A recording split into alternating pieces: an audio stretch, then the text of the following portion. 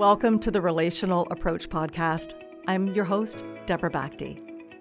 I think you're going to enjoy this conversation I had with Lisa Dawson, who started her work in seniors care as a family member with her father living in long-term care. And as you'll hear and you'll see in her bio, she is such an integral part of the family council movement and influence in the BC area. And she shares some really practical and insightful approaches for family councils and how they can be building trust and build this relationship triangle that she talks about. And I also think that if you're listening from the perspective of an operator, somebody working in seniors care, I think that you'll get some really good nuggets of information from her about how an appreciative inquiry approach can also help to be able to build the relationships between family council and your care team members. I hope you enjoy. Hi, Lisa. Thanks so much for joining me today on the Relational Approach podcast. Oh, thank you for inviting me, Deborah. It's been a long time. We've been talking over the last couple of years about long-term care and the relational approach just naturally. Yeah, well, that's why I'm so excited about having this conversation, because through those conversations, I've learned a lot about the work that you're doing out in BC. And perhaps the place to start would be just to share a little bit about who you are, what you do, and then we'll go from there. Great. Thank you so much. Well, to be honest, I'm just a family caregiver, and there are many of us out there that start in the community caring for a loved one or a family member or a friend in the community. And on my journey with my father, who was under my care in the community and then went into long-term care 14 years ago and is still there, hence my second home and my passion for this space. My family caregiving and my advocacy for him expanded because I kept bumping into other family members that had similar experiences, similar observations, similar ideas. I didn't know anything about what a family council was, and all of a sudden there was this family council at my care home, and someone said, "You should come and join it." Oh, I said, "I don't have time for that." "Oh, come to one meeting." Well, I came to one meeting that was in 2017, and I haven't skipped a month since then. I've since then become the chair of my family council in my dad's long-term care home. And we meet, we discuss, we share, we have the aha moment that we're not the only ones walking the halls feeling the same way. This collective group meets regularly. We share, we tease out the collective issues. We have organized meetings with our leadership, and we move through. We move through questions, we move through ideas, we move through opportunities for improvement, and action items take place. And then the residents receive these improvements, largely geared towards their quality of life. When the pandemic hit, when we weren't allowed in, when these decisions were being made in policies were being made without engagement with residents and families and negatively impacting the entire long-term care system, we said there's got to be a better way. We, meaning family council members, we were looking to connect in the province of British Columbia, and we did. We connected through Vancouver Island Association of Family Councils. They already had a grassroots connection network of family councils in their care homes that would talk, again, collectively about issues and bring them to the health authority. So that's what we did. We modeled ourselves on them. We now have a regional association of family councils in each health authority in British Columbia. And we are nothing more than family caregivers with lived experience. We're volunteers, and we want to help everybody that's coming into long-term care make sure they've got an established family council and resident council. We want to make sure they're functioning effectively. We want to make sure that the communication is working well and relationships are being built productively with their leadership. And we're there to help them and maintain them and act as a resource and pop in when they need us. So let's talk about the effective running of a family council. Because what I'm hearing is that you have a very high functioning family council in your home where your father resides. And I also think from our conversations, you've shared how you have, my words, mentored, supported, provided guidance to other family councils. Because I think the elephant in the room that you and I have talked about is that sometimes leadership or homes aren't feeling comfortable in that relationship with family council because they've had a negative experience of it being adversarial or the pushback, and it creates one more thing that they have to do. And so I'd love for you to talk about that a bit, as well as share your framework using the appreciative inquiry, because to me, that sounds like a really effective tool in being able to build that connection and build that trust between family council and the care team members. Yeah, you've just touched on about three very specific things that we use. Absolutely, for sure, the blaming and complaining coffee group is not going to get anybody anywhere at any time. And that's what I entered when my family council first formed. I wasn't part of the inaugural, but it formed out of frustration, anger, fear, upset. And it was all brought in, the baggage is brought in the room. But instead of diffusing the emotion, resetting the environment, having best practices to follow, maintaining a code of conduct about the expectations in the room, about respecting each other's time to speak with respecting the fact that there's so much we don't know about how the care home is run. We don't come in with all this information. Um, because there was nothing, no guidelines or framework, that's when a family member that I met and we realized that the tone in the room was not going to get us anywhere if we wanted to develop a relationship with our senior leadership because we knew those individuals already. So here's what evolved from that conversation. This other family member and myself, we took over the council in terms of leadership, and we said the first thing we need to do is create an environment of education and information about at every meeting. Say who we are and what we do. Just a snippet so everybody knows what to expect, and that it goes as follows essentially that we're all here to learn. We're all here to understand better our long-term care facility and the people that are there to manage and lead and work in that environment. We're all here to develop a sense of empathy towards what they go through, and also by doing so, inspire them to develop empathy towards us. Where we came from, or what our expectations were, is not necessarily what we found when we moved in. So we have a relationship triangle that we use, and the foundation is trust. We can't begin to go into a room and start talking about what we want, what our vision is, what the problems are, if we don't have trust that we can talk freely, that we can that there's common ground. So if we can't go into a room and establish that we're all here for the betterment of the residents. We can't agree on that, then we can't agree to go anywhere in the conversation.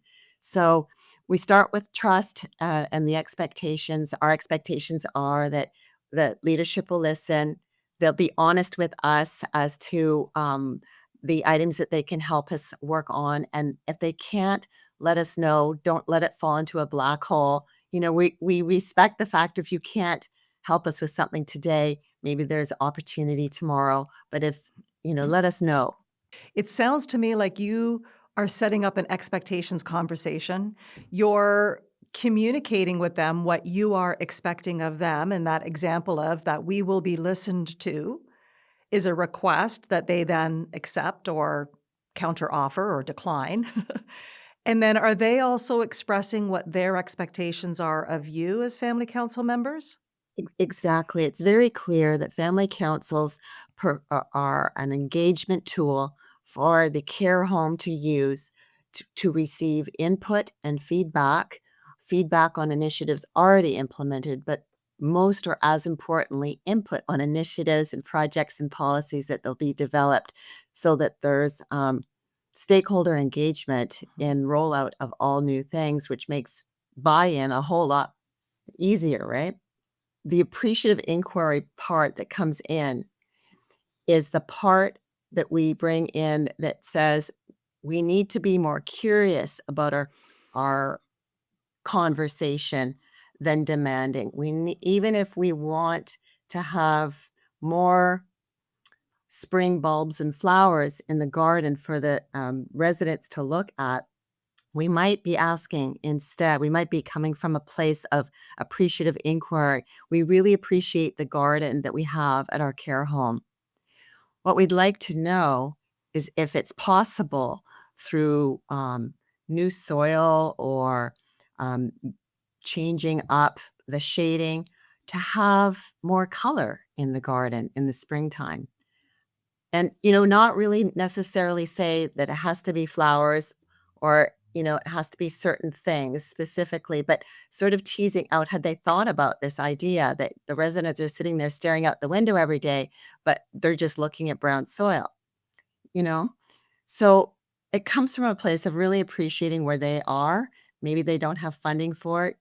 Maybe they hadn't thought about it. But really provoking conversation, not a one-way demand. Mhm. Well, and to me, that invites the collaboration because if the response is, we would love to do that as well, and we don't have funding in our budget right now, then that opens up a conversation for family council members to say, well, what if we considered this or looked for donations or right? And you build on that. And it's also what I'm hearing is that you're keeping the residents in the center of the picture. Yes, I think the key is that, we have in the back of our minds as family council that all decision making be through the lens of the resident in care. So great ideas come up, but how do they impact the resident? Great ideas for changing the configuration of the lobby to accommodate more deliveries. Well, if you need more space for deliveries, that's great. But if they're going to go into a space that they used as a quiet corner to have conversations with their family visits, that may not be the best answer to the problem. Engage your families, engage your residents in these conversations. The garden conversation, just to close on that one, ended up being that they couldn't entertain the thought of flowers and bulbs. There was too much shade. So they planted hostas, these hostas and ferns. So every year there was greenery and growth, but it wasn't necessarily the flowers. And that worked out great. Yeah. Well, and what I'm hearing from this is that you're bringing a different lens to the situation, not as a pushback or a request or a demand for something that isn't possible. Because, I would know working within long-term care or independent living, you're looking at these things from the lens of an operator as somebody who works there. And it's not always easy for us to put ourselves in other people's shoes to look at it from their perspective. And so you're creating an environment to invite a conversation, to look at those different viewpoints, working collaboratively to come up with a solution that works for everybody. And when you've got that foundation of the relationship triangle of trust, then we're removing the narratives of, I wonder what Lisa's hidden agenda is here. I know it's because her father in his room, he's got the view, and this is the only reason that she wants this new garden, right? They have to be collective Yeah. conversations. In other words, affect the community of residents. Individual concerns, family councils always steer individual concerns back to the process that is in the care home. And we can help by helping reach out to the director of care or the CEO or the site manager, because we know these people were people that perhaps have been there a bit longer than the person and the resident with the issue. So sometimes just connecting them with the right person resolves the individual issues. I just have to give a little shout out to last year's research for University of British Columbia that spent a year inside long-term care homes, speaking with facility operators seniors, advocates in the community that have had loved ones in care or know about long-term care, health authority individuals. They interviewed people about their views of family and resident councils in long-term care. Of course, they interviewed many residents and families, and they came up with a list of 14 items for the effectiveness of councils. They're divided into, I think, 6 different groups. It's like a checklist. Any family council or resident council could use this. Any care home could use this. Um, we've been even using it to start up councils to share what does make an effective council. So what are the components of support that the care home should consider lending in order for the council to be effective and not be a burden? And contraire, be a benefit and a value to the whole community. And that's really what it's about, is to save the staff time, to have these councils be more self-led, and bringing forward only those items that they feel are worthy of staff and management's time of conversation.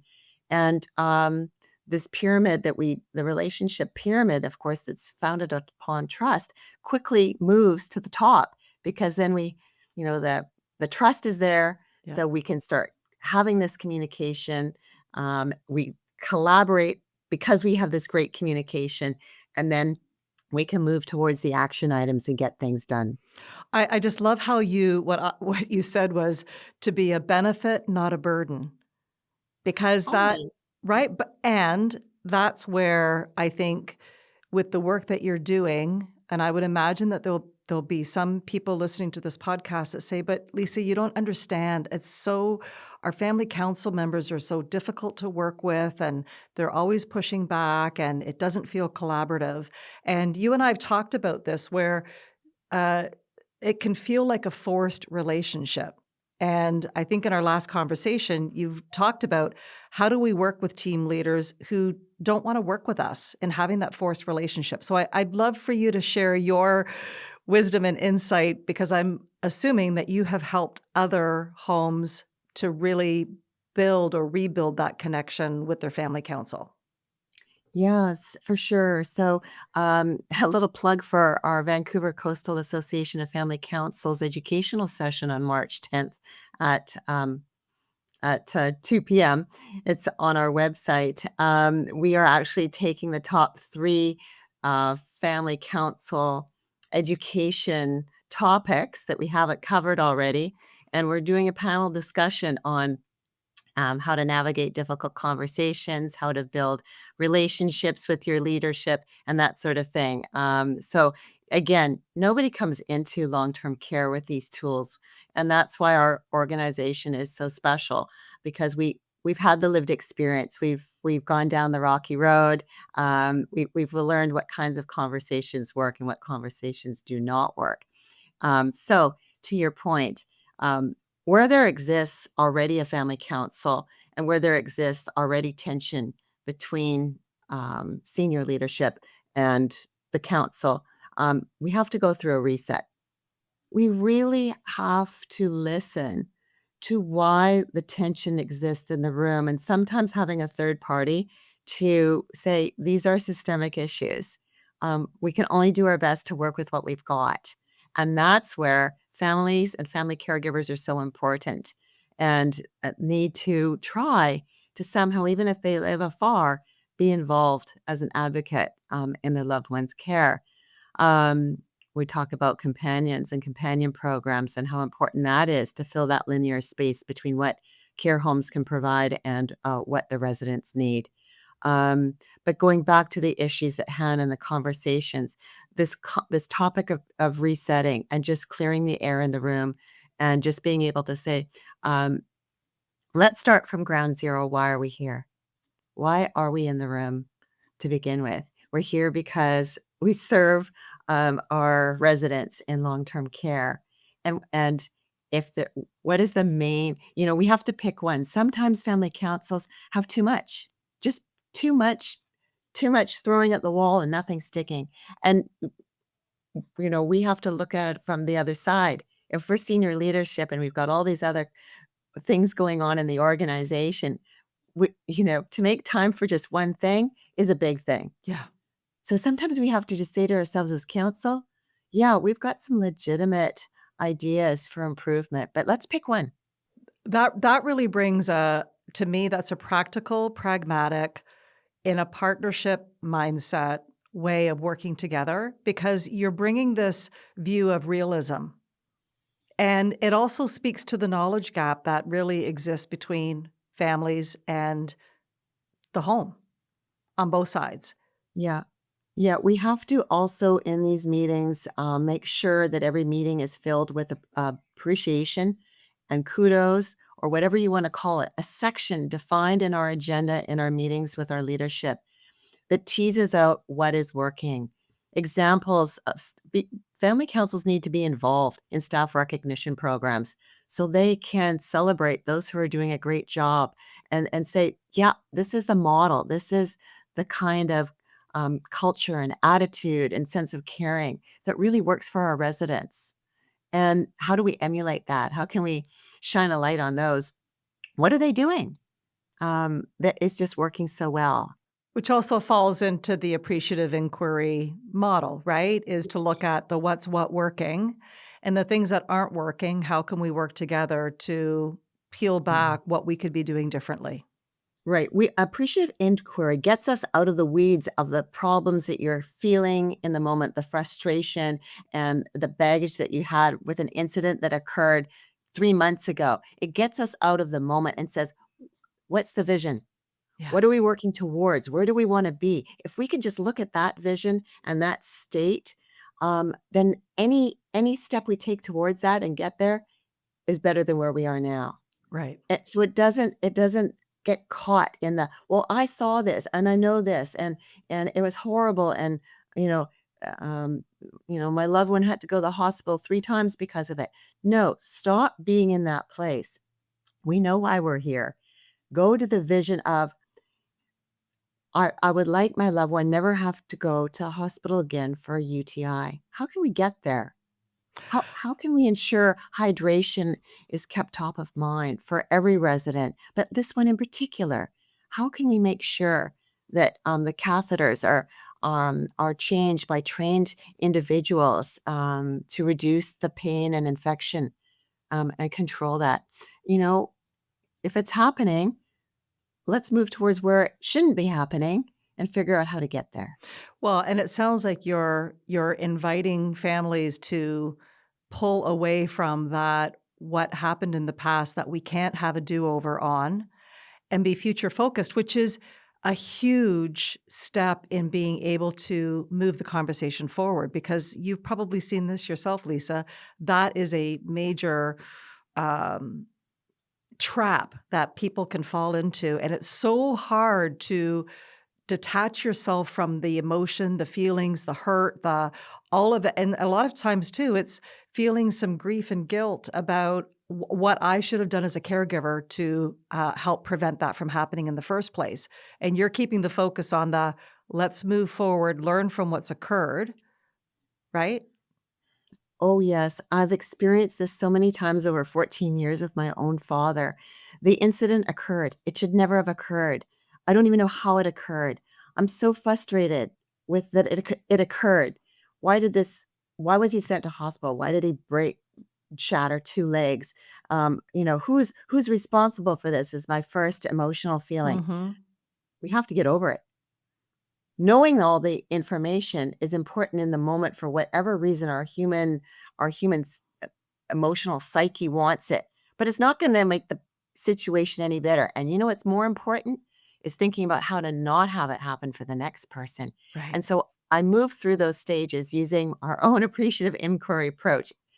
And I'm not saying it's easy, but I did. And at the end of the day, the only conversation I wanted to have is how can we make sure this never happens Yeah. again for him, my dad, or anyone else? What a miracle that would be if we could really Right. prevent that. I love your passion for this work and your commitment to excellence. And as I'm thinking as we're wrapping up this conversation today, what does a relational approach mean to you? Well, a relational approach is a two-way street. It's not about me, myself, and I, and it has to include somebody else because the long-term care community is just that. It's a community. There's many cogs that turn the operational wheels. So we have to have a deeper understanding, a deeper sense of empathy, uh, a deeper sense of curiosity. Um, a deeper sense of believing and trusting in our caregivers, so hoping that they trust us to be able to bring forward things that are useful and meaningful. So, yeah, I think it's Just just, that. yeah. Yes. Oh, Lisa, thank you so much. This is, you've just, I have so much admiration and respect for the work that you do. And I'm so glad that we connected and were able to get this conversation recorded. Well, I admire your work, Deborah. I have done since the moment I picked up your books, and I just hope that every long-term care home could distribute your book to all new families in long-term care. Thank you. Thanks, Lisa.